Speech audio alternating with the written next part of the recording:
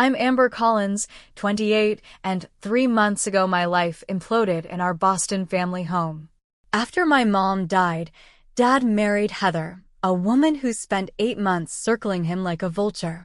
That night, as rain lashed against my bedroom window, I heard her ultimatum: either she leaves this house and your life, or I do. When Dad chose her, I quietly packed my bags. What they didn't realize was I'd been preparing for this moment for months. My stepmother thought she'd won, but some victories are just the beginning of the end. Before I dive into what happened next, where are you watching from today?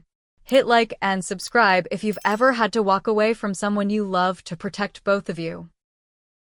My relationship with my dad, Thomas Collins, was always special. As a successful architect who designed some of Boston's most recognizable buildings, he somehow always made time for me. We had Sunday morning pancake traditions, summer sailing trips on the Massachusetts coast, and he never missed my academic achievements even when he was drowning in project deadlines. When I graduated from Boston University with my finance degree, the pride in his eyes meant everything. Mom, Rebecca, was the family anchor. A pediatrician loved by her patients and everyone who met her, she complemented Dad's creative energy with her steady practicality. They were that rare couple still madly in love after 25 years of marriage. The way Dad looked at her, like she hung the moon and stars, was what I measured all relationships against. When Mom was diagnosed with aggressive pancreatic cancer, our world crumbled. The disease moved ruthlessly fast. Within 6 months, she was gone. I was 25 then, working at a financial firm in New York, but I came home every weekend during her illness. Dad was devastated beyond words.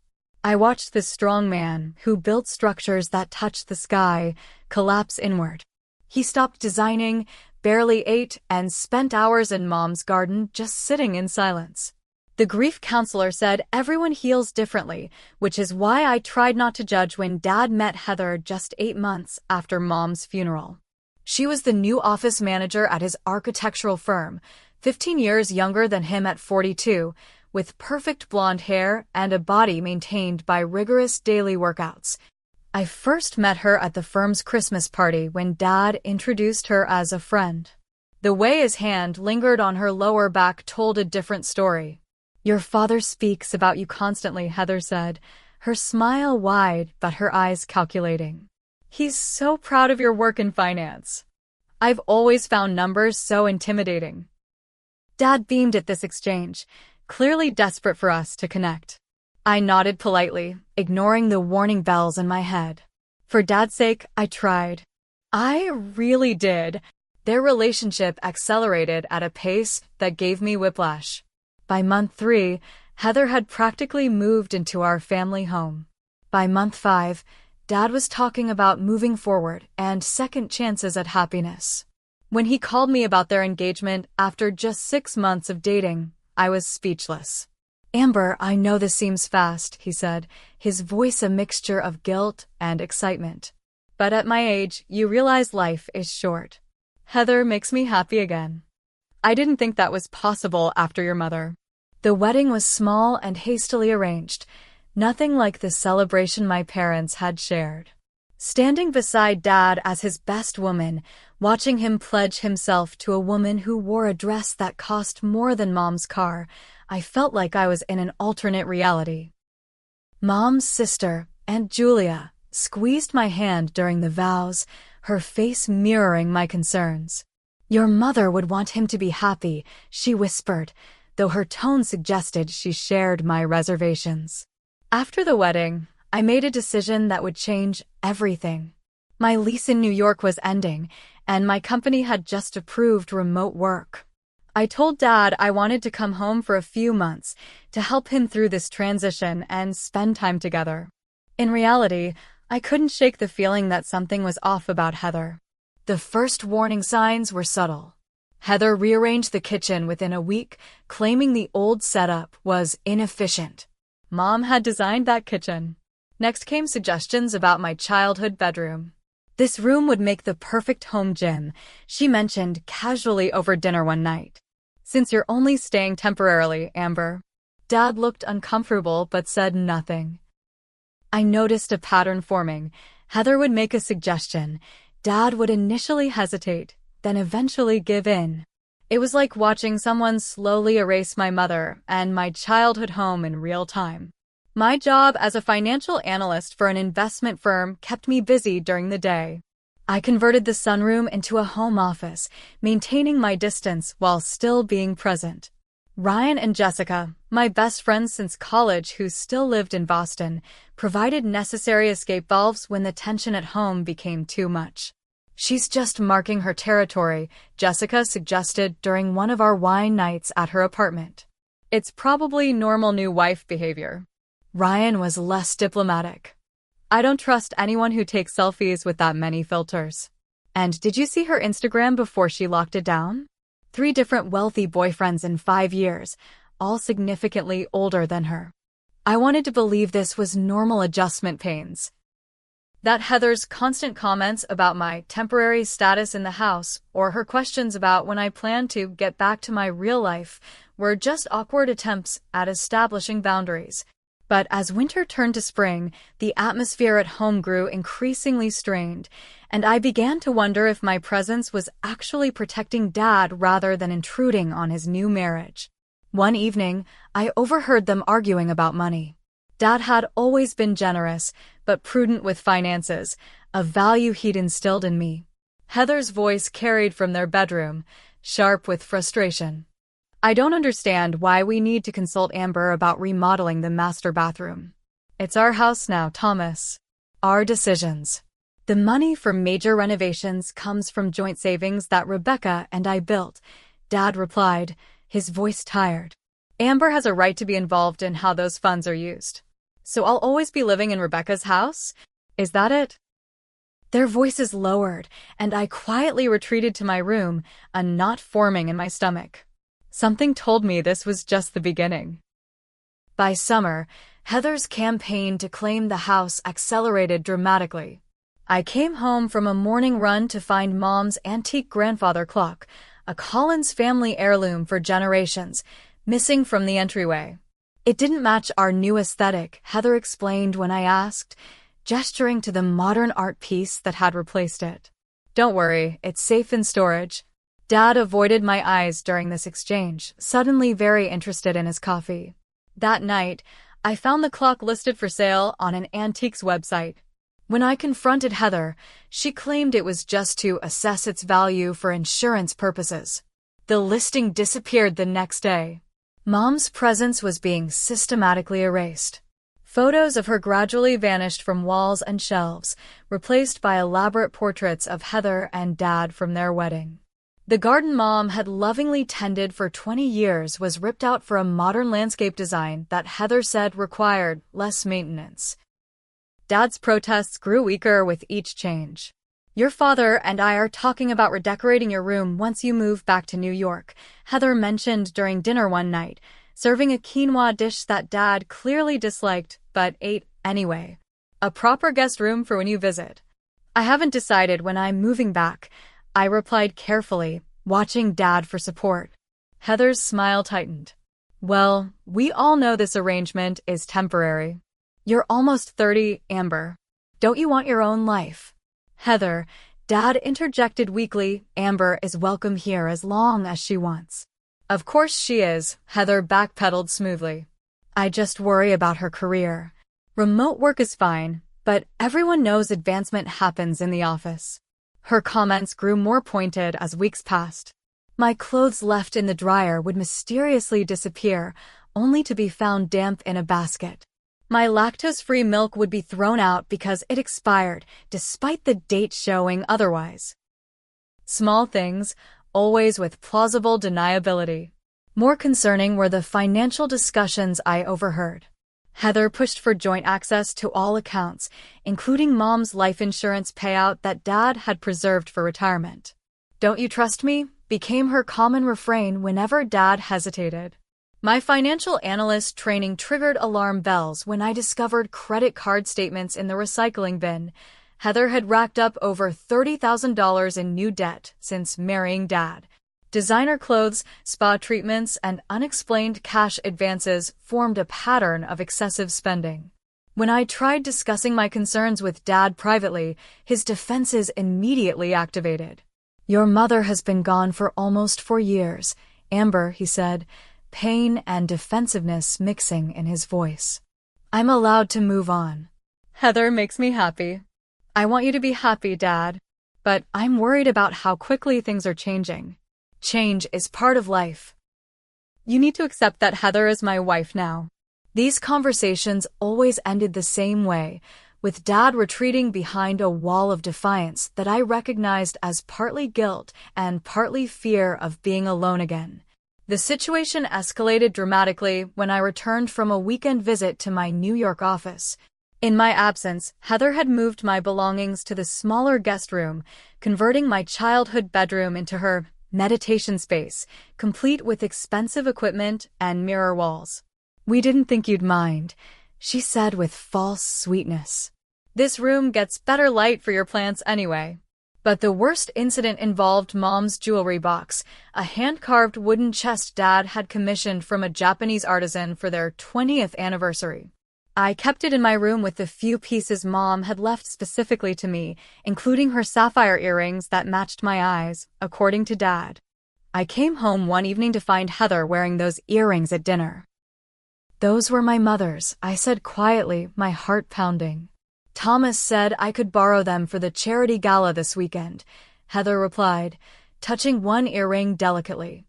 "They complement my dress perfectly." Dad looked uncomfortable but nodded confirmation. "It's just borrowing, Amber. Your mother would want her things to be used and appreciated." Later that night, I heard Heather in the hallway on her phone. "No, it's going slower than I expected," she was saying in a hushed tone.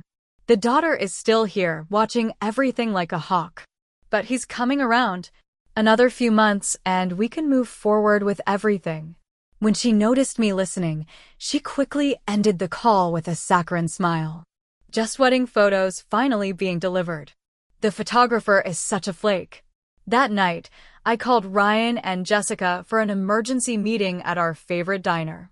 "She's up to something," I insisted over coffee and pie. "This isn't just about territory anymore."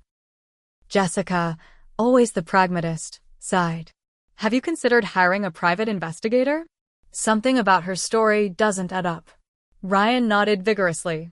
"My cousin went through something similar with his dad's second wife. Turned out she had 3 previous marriages she'd never disclosed." Their concern validated my own. It was time to dig deeper into exactly who Heather Collins, formerly Heather Mitchell, really was. I began my investigation methodically, applying the same analytical skills I used for vetting investment opportunities. First, I ran a basic background check using resources my firm employed for client verification. What I discovered was troubling. Heather Mitchell had legally changed her name twice. She was born Heather Wilson, became Heather Daniels through her first marriage, then changed to Mitchell after her divorce. This alone wasn't damning, but her financial history raised serious red flags. 3 bankruptcies in 15 years. A foreclosure. Multiple maxed-out credit cards. And a pattern of relationships with wealthy, older men following each financial disaster. Through careful social media research, I identified her previous husband, Richard Daniels, a successful real estate developer in Chicago. Finding his son, Michael, proved surprisingly easy. After an initially cautious response to my message, he agreed to a video call. "So she found another one," Michael said, his expression grim when I explained my situation. "My dad was 62 when he married her. Within 2 years, she had convinced him to change his will, liquidate retirement accounts for investment opportunities that never materialized, and distance himself from family who raised concerns." My stomach tightened as he continued. By the time Dad realized what was happening, she'd transferred over $600,000 to accounts he couldn't access. The divorce was ugly. He died 6 months later. The doctors said heart failure, but I know it was a broken heart. Michael shared documents from their divorce proceedings that revealed Heather's manipulative tactics and financial exploitation. The pattern was chillingly similar to what I was witnessing with Dad. Armed with this knowledge, I needed evidence of what was happening in our home. I installed a small security camera in my bedroom after noticing things mysteriously moved around when I was out. Within days, I captured footage of Heather methodically searching through my drawers and personal documents, photographing financial statements, and even testing combinations on a small safe where I kept important papers. I began documenting everything: missing items, manipulative conversations, financial discrepancies. I started researching tenant laws in Massachusetts, realizing I might need legal protection to prevent Heather from forcing me out. My lawyer friend Stephanie advised me to create paper trails for everything. If she escalates to legal action, you'll need documentation, Stephanie warned over coffee. And you should consider how to protect your father's assets before it's too late. While maintaining a facade of normalcy at home, I secured my most important possessions in a safety deposit box at my bank. I opened a separate account at a different bank, gradually transferring my savings where Heather couldn't find statements. I researched apartments in both Boston and New York, prepared to move quickly if necessary. Most importantly, I located and secured documents from before Mom's death, their will, financial statements, and letters Mom had written to both Dad and me during her illness. These weren't just legally important, they were irreplaceable memories I couldn't risk losing. One rainy afternoon, while working from home, I received an unexpected call from Dad's longtime business partner, Martin. "Amber, I'm concerned," he said without preamble. "Your father is talking about early retirement and selling his share of the firm. This isn't like him. The passion projects he's worked toward his entire career, he's just walking away from them. And the terms he's discussing would significantly undervalue his contribution." This was worse than I'd feared. Dad's architectural firm was his life's work. The idea that he would abandon it so suddenly sent alarms blaring in my mind. "Has he mentioned why?" I asked, keeping my voice steady. "Heather has apparently suggested they travel the world while they're still young enough to enjoy it. The timing feels rushed, especially with the Henderson Tower project he's been excited about for years." I thanked Martin for the information, adding it to my growing file. That evening at dinner, I casually mentioned the Henderson project, watching Dad's reaction. "Actually," he said, avoiding my eyes, "I'm considering stepping back from that. Heather and I have been discussing a change of pace." "That's right," Heather interjected, placing her hand possessively over Dad's. "Thomas has worked so hard his whole life. It's time he enjoyed the fruits of his labor. We're thinking of starting with 6 months in Europe." The plan was becoming clear. Get Dad to liquidate his assets, isolate him from family and colleagues who might raise concerns, then disappear with his money. I realized with growing dread that I might be the only person standing between my father and financial ruin. That night, I finalized my contingency plan. I would need to be strategic. Confronting Heather directly would only push Dad further into her control. I needed irrefutable evidence and the right moment to present it.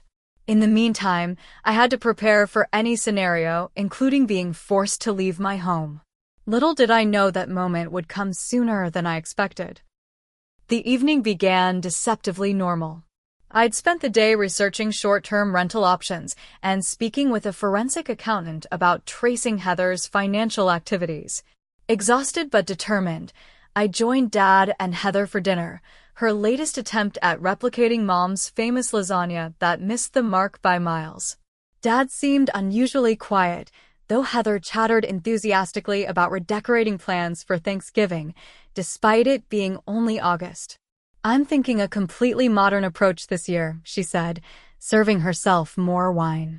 "Silver and white theme, minimalist centerpieces. The traditional look is so dated. Mom's Thanksgiving decorations are in the attic," I mentioned casually. "The ones she hand-painted." Dad flinched slightly. These small references to Mom always created tension now. Oh, those old things, Heather waved dismissively. I donated them to Goodwill last week. They were just collecting dust. I set my fork down slowly. You what? They were cluttering the attic. Thomas and I agreed it was time to clear out some of the old to make room for our future. I looked at Dad, who suddenly seemed intensely interested in his food. Did you know those were Mom's handmade decorations? The ones she worked on every year with me. Amber, Dad sighed, we can't keep everything. Life moves forward. That wasn't your decision to make, I said to Heather, my voice shaking slightly with contained anger. Those belong to our family, not just to Dad. Heather's expression hardened. This is our house now, Amber. Thomas and I make the decisions about what stays and what goes. It's been our family home for 28 years, I countered. You've been here for 10 months. And yet you still act like you're the lady of the house, Heather said, her pretense of sweetness evaporating. Following me around, questioning every decision, monitoring our spending like you're Thomas's guardian. I'm concerned about how quickly things are changing, I said, trying to keep my voice level. Dad, you have to see what's happening. The heirlooms being sold, your sudden retirement plans. You've been checking up on me at work? Dad interrupted, looking betrayed. Martin called me, concerned. You've never mentioned wanting to retire early before, Heather. Heather slammed her wine glass down. This is exactly the problem, Thomas. She's trying to come between us. She can't accept that you've moved on, that you have a new life now. That's not true, I protested. Dad, I want you to be happy. I'm worried about. About what? Heather cut in. About losing your inheritance? About not having Daddy's attention all to yourself anymore? Heather, please, Dad attempted weakly. No, Thomas. It's time we addressed this. Heather stood, her voice rising. Ever since we got married, she's been undermining me, questioning me, making me feel unwelcome in my own home. I've tried to be patient, to understand she's still grieving her mother, but it's been almost 4 years. Don't you dare use my mother to manipulate the situation, I said, standing as well. This isn't about grief. This is about you systematically erasing her existence and isolating Dad from everyone who cares about him. You see, Heather turned to Dad, tears suddenly appearing in her eyes. This is what I deal with when you're not around. Accusations, disrespect. I can't live like this anymore, Thomas. Dad looked pained, trapped between us. Amber, Heather is my wife. You need to respect that. I've tried, Dad. But have you noticed how your friends don't come around anymore? How you're suddenly considering abandoning the firm you built? How family heirlooms keep disappearing? Enough, Heather shouted. I won't be accused like a criminal in my own home. This ends tonight, Thomas. Either she leaves this house and your life, or I do. I mean it. I can't take another day of this tension. The room fell silent. I held my breath, watching Dad's face as he processed the ultimatum. I expected him to object, to refuse such a ridiculous choice. Instead, he looked at me with resignation in his eyes. Amber, he said softly, maybe it would be better if you did move back to New York. You're an adult now. You have your career, your own life to build. Perhaps we all need some space to adjust. The betrayal hit like a physical blow. After everything we'd been through together, after my efforts to protect him, he was choosing her ultimatum over our relationship. I see, I managed to say, my voice surprisingly steady despite the thundering heartbeat in my ears. It's not that I don't want you in my life, Dad continued, not meeting my eyes. But this situation isn't working. Heather is my wife now, and you need to respect our marriage. Respect works both ways, Dad. Heather smiled triumphantly. You could stay with a friend while you look for an apartment. We'll help with the security deposit, won't we, Thomas? I looked at this woman who had manipulated her way into our lives, at my father who had fallen under her spell, and made a decision. Fighting now would only push Dad further away and strengthen Heather's control. I understand, I said finally. I'll make arrangements. Dad looked relieved, which hurt more than anger would have.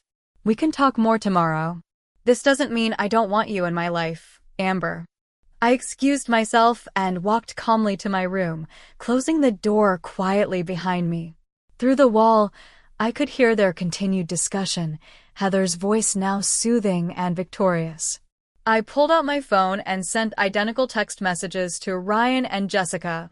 Operation Backup activated. Need place tonight. Both responded immediately with offers of their guest rooms. I chose Jessica's, knowing her apartment building had better security. I packed methodically, taking only essentials and irreplaceable items, photos, documents, and the few pieces of Mom's jewelry I'd kept hidden from Heather. The emergency bag I'd prepared weeks ago contained everything important. I wrote a brief note for Dad. I love you too much to watch what's happening. When you're ready to talk without Heather present, call me. I'll always be your daughter. At 11:30 p.m., with Heather and Dad's bedroom light off, I quietly carried my bags to my car and drove away from my childhood home, tears finally falling freely as the house disappeared in my rearview mirror. But beneath the pain was a steely determination. This wasn't surrender, it was strategic retreat. Heather thought she'd won by forcing me out, but she had no idea what I had already set in motion. Jessica's guest room became my war room. The first week was the hardest, processing the betrayal while maintaining enough composure to execute my plan required every ounce of emotional control I possessed. Dad texted daily, awkward messages that danced around what had happened. Hope you're settling in okay. Let us know if you need help moving your remaining things. We should have dinner soon, just the two of us. What was notably absent was any acknowledgement that he'd chosen Heather's ultimatum over our relationship. No apology. Just an apparent expectation that I would eventually apologize to Heather and things would return to normal, her version of normal. I responded minimally, maintaining the connection without revealing my true activities. The calculated distance was necessary. I couldn't risk Heather discovering what I was doing. My first strategic move was a comprehensive meeting with Stephanie, my lawyer friend who specialized in elder financial abuse cases. While Dad wasn't elderly, the patterns of isolation and financial control were similar. Based on what you've shown me, there's definitely cause for concern, Stephanie said, reviewing Heather's financial history and the documentation I'd gathered. But legally, your father is competent and can make his own decisions, even bad ones. So there's nothing I can do unless she actually steals from him? Not exactly. We can take preventive measures to protect certain assets. Does your father have a will or trust established with your mother? This led to our first concrete action, locating copies of my parents' estate documents. Mom had been meticulously organized, and their lawyer, Mr. Greenberg, had copies of everything. While Dad had updated his will after marrying Heather, certain trusts established during my parents' marriage had irrevocable provisions that even he couldn't change, provisions designed to protect family assets regardless of future circumstances. My investigation expanded with strategic precision. I located and interviewed two more of Heather's previous partners, an investment banker from Seattle and a surgeon from Miami. Both shared disturbingly similar stories: whirlwind romance, rapid marriage, systematic isolation from friends and family, unusual financial decisions, and finally, significant losses when the relationships ended. She's refined her technique, explained the banker, Alan, during our video call. With me, she was less patient, made mistakes. I caught her transferring funds before she had fully established control. Sounds like she's playing a longer game with your father. I created a detailed timeline of Heather's suspicious activities, cross-referenced with changes in Dad's behavior and financial decisions. The pattern was undeniable and increasingly urgent. Martin from Dad's firm called again, concerned about the retirement paperwork Dad had initiated. He's talking about liquidating his equity next month, Martin said worriedly, at a significant discount to what it's worth. I've tried talking to him, but he insists it's what he wants. While building my case, I established my new life.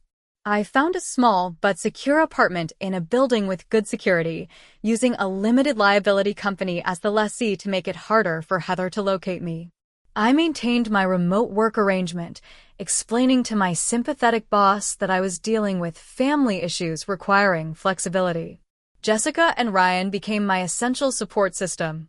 Jessica, a social worker, helped me process the emotional trauma while maintaining focus on my goals. Ryan, who worked in cybersecurity, helped secure my digital life and set up monitoring for any unusual activity in accounts I shared with Dad. "You're handling this with impressive control," Jessica commented one evening as we shared takeout in my new apartment, still sparse but functional. I'd be a sobbing wreck. "I've done plenty of that too," I admitted. "But falling apart won't help Dad. She's counting on emotional reactions, not strategic ones." "The Ice Queen act must be killing her," Ryan grinned. "She wanted a dramatic exit, and instead you just disappeared." Classic counter-narcissist strategy. I maintained carefully calculated contact with Dad, lunch once every 2 weeks, always in public places, always just the two of us. I never mentioned Heather directly during these meetings, instead focusing on positive memories and his current projects. I could see the confusion in his eyes, his expectation of confrontation or pleading unfulfilled. During one such lunch, he hesitantly mentioned their travel plans. "Heather's found this wonderful villa in Tuscany for a 3-month stay," he said, watching my reaction carefully. "We're thinking of going in October." "Italy is beautiful in fall," I replied neutrally. "Will you visit Mom's favorite vineyard in Montepulciano?" His face fell slightly. "I hadn't thought about that." "You should. She always said the sunset there was the most beautiful in the world." These small reminders of Mom, never accusatory, never emotional, were strategic seeds planted in Dad's consciousness, each one a tiny crack in Heather's narrative. Meanwhile, my evidence file grew. Financial records showed Heather had opened 3 new credit cards in her name, charging over $45,000 in 2 months. The forensic accountant I'd hired traced large purchases of easily resaleable luxury items, jewelry, watches, designer handbags. Classic value extraction tactics. More disturbing was her communication with a real estate agent in the Cayman Islands, not about vacation properties, but about permanent residency requirements and banking regulations. Countries without extradition treaties with the United States. By the 3rd month of my exile, the case was substantial. Dad's retirement paperwork was processed, the house was being prepared for sale, to downsize before traveling, and Heather had begun subtly shifting valuable items out of the house, small enough not to raise immediate alarms, but systematic enough to represent significant value over time. I prepared a comprehensive file for Dad, evidence, testimonials, financial records, and a clear timeline showing the pattern. I also prepared a legal briefing with Stephanie outlining emergency measures that could be implemented, if necessary, to protect remaining assets. Everything was in place. All I needed was the right moment, a catalyst that would open Dad's eyes without triggering his defensive loyalty to Heather. I couldn't manufacture such a moment. I had to wait for Heather to make a mistake. The wait was agonizing but necessary. Stephanie reminded me repeatedly that approaching too soon would only strengthen Heather's position. "She'll paint you as jealous and manipulative," she warned. "We need undeniable evidence that even your father can't rationalize away." Then, on a rainy Tuesday evening in October, exactly as they were finalizing their Italy plans, the moment arrived. Dad called me, his voice shaking with an emotion I hadn't heard since Mom died. "Amber," he said, the word barely audible. "I think I've made a terrible mistake." "Can you meet me?" Dad asked, his voice unsteady. "Not at the house. Somewhere private." "Murphy's Diner?" I suggested, naming our old breakfast spot from when I was in high school. "Perfect. 30 minutes. I arrived first, choosing a booth in the back corner away from other customers. When Dad walked in, the physical change shocked me. In just 3 months, He seemed to have aged years. The confident architect who commanded rooms was gone, replaced by a man with slumped shoulders and darkened circles under his eyes. "Thanks for coming," he said, sliding into the booth. The waitress, recognizing us as regulars from years past, brought coffee without asking. "What happened?"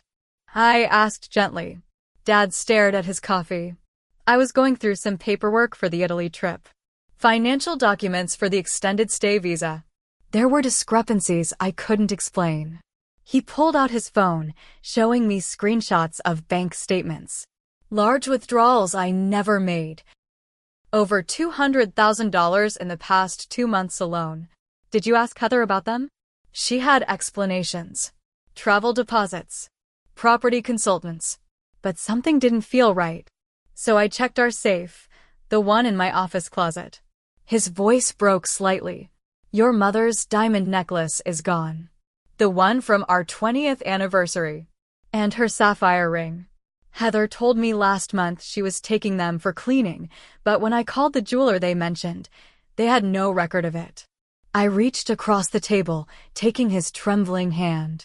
"What else?"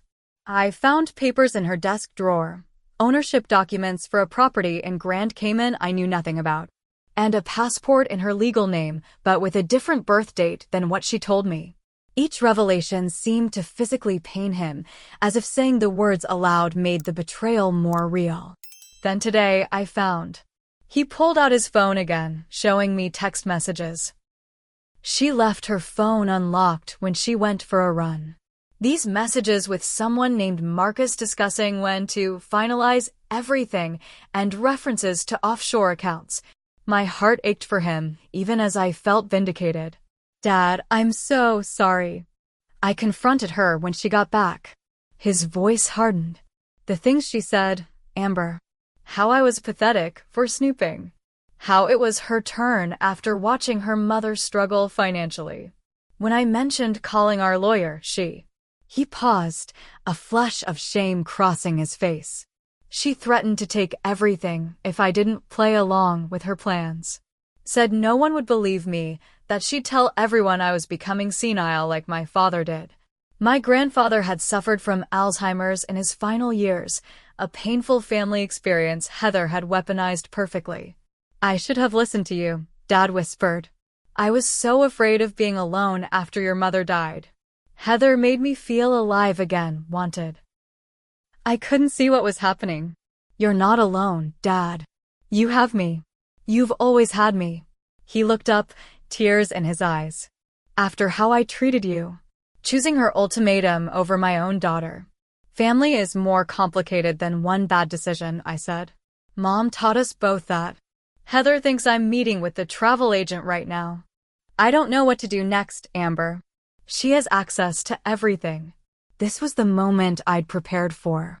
I reached into my bag and pulled out a flash drive. "I have something to show you, Dad." For the next hour, I carefully walked him through the evidence I'd gathered. The timeline of Heather's previous relationships and financial schemes. The testimony from her ex-partners and their families. The forensic accounting showing exactly how she'd been extracting money. The property research in countries without extradition treaties. The legal analysis from Stephanie outlining Heather's methodical approach. Dad listened in stunned silence, occasionally asking clarifying questions, his architect's mind absorbing and connecting the patterns. "You've been investigating all this time," he finally said, looking at me with new understanding. "While I was pushing you away. I couldn't just leave you unprotected. Even when you chose her ultimatum. It wasn't really a choice," he admitted. By then, I was already trapped in her web, questioning my own judgment, isolated from everyone who would have seen through her. Classic manipulation, and I fell for it completely. "She's good at what she does, Dad. You're not her first victim. But I want to be her last," he said with sudden resolve. "What do we do now?" I outlined the plan Stephanie and I had developed. First, immediate financial triage, changing passwords, freezing joint accounts, securing remaining valuables. Then legal steps to protect what remained of his assets. Finally, confrontation with the full weight of evidence and legal counsel present. She'll try to manipulate you again, I warned. To make you doubt yourself and the evidence. Not anymore, Dad said with a firmness I hadn't heard in years. I've spent my career analyzing structural integrity. Once you see the fatal flaw in a design, you can't unsee it. I see her clearly now, Amber. We agreed to meet the following morning at Stephanie's office to begin implementing our plan. As we prepared to leave, Dad paused, looking at me with profound regret. I failed you, Amber. Failed your mother, too. She would be so disappointed in how easily I was deceived. Mom would understand better than anyone the power of grief, I said gently, and she'd be proud of how we're fixing this together. For the first time in months, Dad hugged me, really hugged me, the way he used to. You're so much like her. Strong, clear-headed, and fiercely protective of family. I had good teachers, I replied, returning his embrace. As I drove home that night, a complex mixture of emotions washed over me. Relief that Dad finally saw the truth. Vindication that my suspicions had been justified. Anger at how Heather had manipulated him. But mostly, determination to help Dad recover, both financially and emotionally, from Heather's predatory scheme. The next morning, Dad arrived at Stephanie's office with 2 large bags containing financial documents, his laptop, and several items of Mom's jewelry he'd managed to secure from the house when Heather was at her regular spa appointment. She doesn't know I suspect anything, he confirmed. She thinks I'm meeting with Martin about finalizing the firm sale. Stephanie walked us through immediate protective measures. Dad called the bank from her office, implementing security freezes on joint accounts and changing access credentials for his personal accounts. We documented the remaining jewelry and heirlooms with photographs and appraisal records. Most importantly, Dad signed powers of attorney giving me emergency authority if Heather attempted retaliatory legal action. The goal isn't just to stop her from taking more, Stephanie explained. It's to create a legally defensible case for recovering what she's already taken. By afternoon, the immediate financial hemorrhaging was contained. The next phase would be more challenging, the confrontation and legal separation. Stephanie advised against Dad returning to the house alone. She'll be desperate once she realizes her access is cut off, she warned. Desperate people are unpredictable. Dad nodded grimly. I've already packed essentials in my car. I can stay at the residence and near my office until this is resolved. As we finalized plans for the coming days, Dad's phone buzzed repeatedly with texts from Heather, increasingly urgent messages asking about bank access issues she was encountering. It's beginning, Stephanie observed. Are you ready for this, Thomas? Dad looked at the evidence files we'd compiled, then at me, and finally at the wedding ring he'd just removed from his finger. More ready than I've been in a long time, he said, his voice steady with resolve. Let's end this. The confrontation with Heather unfolded like a carefully orchestrated chess match. With Stephanie's guidance, we arranged a meeting at her office rather than our home, citing urgent paperwork requiring immediate attention. Heather arrived expecting to charm her way through whatever minor issue had arisen with the banking confusion. Her confident smile faltered when she entered the conference room to find not only Dad and me, but also Stephanie and her paralegal, along with detailed financial records spread across the table. What's this about? She asked, her voice maintaining its sweetness while her eyes started calculatingly around the room. Please sit down, Mrs. Collins, Stephanie said professionally. We need to discuss some serious financial discrepancies.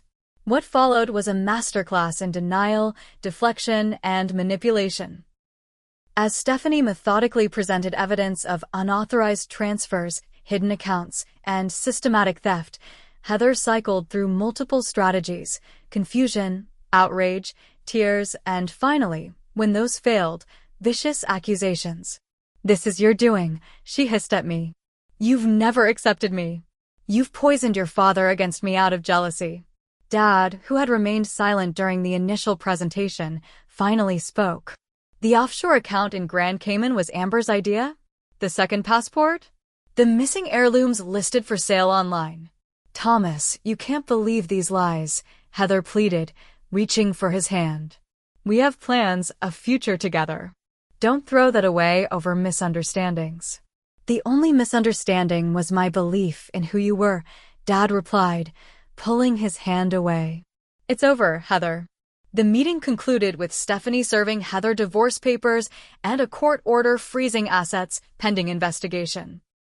Heather left without the dramatic scene I expected, her face a mask of cold calculation that was perhaps more disturbing than anger would have been. This isn't finished, she said quietly before walking out. You have no idea what you've done. Her final threat proved empty. The legal proceedings that followed were methodical and decisive. The evidence was overwhelming, particularly when combined with testimony from previous victims who came forward once legal proceedings began. The district attorney's office even opened a fraud investigation based on the pattern of behavior across multiple states. Recovery of assets proved more challenging. Much of the money Heather had diverted was gone, spent on luxury items that had already been resold or transferred to accounts that proved difficult to trace.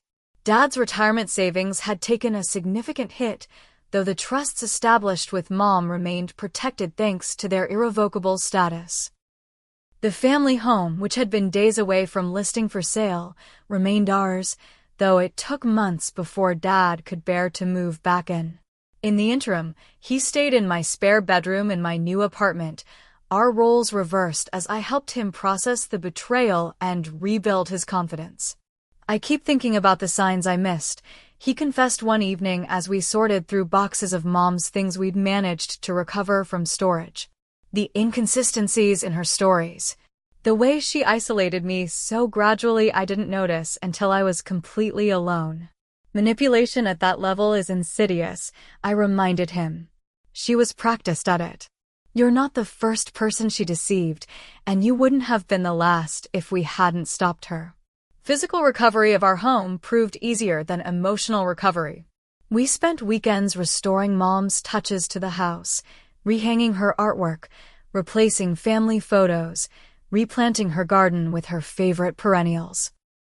Each act felt like reclaiming not just our space, but our connection to her memory that Heather had tried to erase. Dad started therapy, working through not only the trauma of Heather's betrayal, but also the unresolved grief over Mom's death that had left him vulnerable to manipulation. The progress was slow but steady, marked by small victories like the day he laughed genuinely for the first time in months, or when he called Martin to discuss returning to work on a consulting basis. Our Sunday dinner tradition was reestablished, sometimes at home and sometimes at Mom's favorite local restaurants. During one such dinner, about 6 months after Heather's departure, Dad raised his glass in a toast. To my brilliant, stubborn daughter who saved me from myself, he said, his eyes clear and present in a way they hadn't been even before Heather. And to Rebecca, who somehow managed to raise a daughter strong enough to stand her ground even when I couldn't. I learned from the best, I replied, clinking my glass against his. Both of you. In a surprising development, I formed connections with several of Heather's previous victims and their families. What began as information gathering evolved into a support network and eventually an advocacy group focused on raising awareness about financial exploitation in relationships. Michael Daniels, Richard's son from Chicago, became particularly involved, using his legal background to help strengthen protections for vulnerable individuals. Dad's healing continued in unexpected ways. He gradually reconnected with friends Heather had pushed away, rebuilt his professional network, and even, after a year had passed, began tentatively dating again, this time with a level of caution and awareness that was healthy rather than fearful. I'm having coffee with Catherine from the Hospital Foundation Board, he mentioned casually one day. Just as friends, but it's nice to have conversations again. Mom would approve, I told him sincerely. She always said you were too special to ever be alone. As for me, the experience transformed my perspective on both family dynamics and my professional path. I remained in Boston, accepting a promotion that allowed me to maintain my roots while advancing my career. The skills I developed during the investigation led me to specialize in fraud detection within my financial firm, helping others identify and prevent similar schemes. The final chapter of Heather's story arrived unexpectedly in an email from the district attorney's office 18 months after our confrontation. She had been arrested in Arizona for attempting a similar scheme with a retired surgeon, but this time her potential victim had seen warning signs. Partly due to an awareness campaign our advocacy group had launched in cooperation with senior financial protection organizations. "Your work made a difference," the assistant DA wrote. "The surgeon's daughter had attended one of your workshops and recognized the pattern immediately. That evening, Dad and I sat in Mom's garden, watching the sunset over the trees she had planted decades earlier." "Do you think we were naive?" I asked. "Before all this happened?" Dad considered the question thoughtfully. "Not naive. Perhaps too trusting, which isn't entirely a bad thing. The world needs trust to function. But now we balance that trust with awareness." Like Mom's favorite saying about bridges, I smiled. "Design for beauty, but build for strength." "Exactly," Dad nodded, his expression peaceful. "The experience was painful, but I wouldn't trade the wisdom it brought us. Or the way it brought us closer together." As darkness fell and the first stars appeared, I reflected on the journey we'd navigated. Heather had intended to destroy our family and nearly succeeded. Instead, she had inadvertently strengthened bonds that could never be broken by ultimatums or manipulation. In trying to force Dad to choose between us, she had actually ensured that he would eventually choose what truly mattered: family, integrity, and the authentic connection that no scheme, however clever, could permanently sever. The experience taught me that sometimes the most powerful response to manipulation isn't direct confrontation, but strategic patience. By stepping back rather than fighting on Heather's terms, I had created space for truth to emerge in its own time. It wasn't surrender, but rather a different kind of strength, the kind that can wait, observe, document, and then act decisively when the moment is right. Today, as I share this story, I wonder how many others might be experiencing similar situations without recognizing the warning signs. Has someone in your life been isolated from friends and family? Have you noticed sudden financial decisions that seem out of character? Trust your instincts when something feels wrong. They're often trying to protect you from dangers your conscious mind hasn't fully processed yet. I'd love to hear your thoughts or experiences in the comments below. Have you ever had to make a difficult strategic retreat to ultimately win an important battle? How did you navigate complex family dynamics during crisis? Your insights might help someone else who's struggling with similar challenges. If you found value in my story, please like and subscribe to support the channel and share with anyone who might benefit from these lessons. Remember that sometimes the strongest choice isn't fighting back immediately, but rather preparing wisely and choosing the right moment to stand your ground. Thank you for listening to my journey. Sometimes life's hardest challenges reveal strengths we never knew we had and connections that can never truly be broken.